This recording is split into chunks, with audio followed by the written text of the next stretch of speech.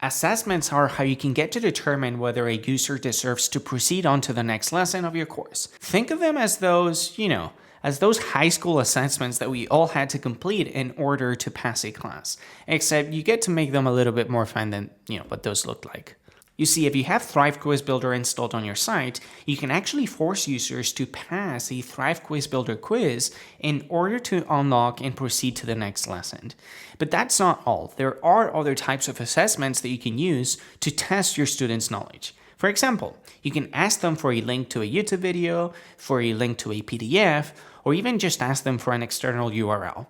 You will then be able to decide whether you want to manually review those assessments or, automatically unlock the next lesson for them. Be sure to explore our YouTube channel and our knowledge base for more in-depth tutorials on how to get the most out of assessments.